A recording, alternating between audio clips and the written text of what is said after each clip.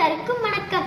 பலகாரம் செய்யவென்று பச்சரிசி ஊற வைத்து 1 கோடி ஓரிடத்தில் மாவிடித்த அக்காலம் இப்போது இங்கில்லை. 4-5 நண்பர்கள் கூட்டம் கூடி நாள்கிழமை தெரியாமல் பட்டப்பெயர் சூட்டி பாசாங்கு இல்லாமல் அரட்டை அடித்த அக்காலம் இப்போது இங்கில்லை. காட்டுக்குயில் பாட்டு கேட்டு கூட்டம் கூடி ஆட்டம் போட்டு களிப்பாக கழித்திட்ட அக்காலம் இப்போது இங்கில்லை. தொலைபேசி பாவனையால் சொந்தமெல்லாம் தொலைஞ்சு போச்சு. அலைபேசி வந்ததனால் பிறர் அந்தரங்கம் எல்லாம் தெரிஞ்சு போச்சு. பள்ளி தோழியின் பெயர் சொல்ல முகத்தில் வந்த வெட்கம் இப்பொழுது இங்கில்லை. காட்டில் மரங்கள் அசையவில்லை, கட்டட காற்றில் உயிரில்லை. விதைகள் நிலத்தில் விழவில்லை, அதன் விளைவு யாருக்கும் விளங்கவில்லை.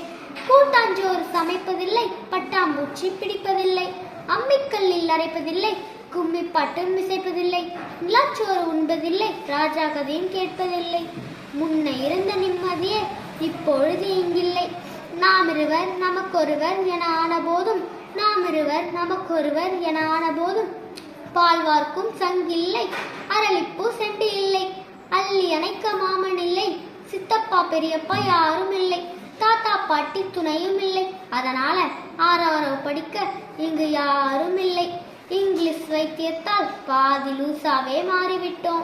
இங்கிலீஷ் வைத்தியத்தால் பாதி லூசாவே மாறிவிட்டோம்.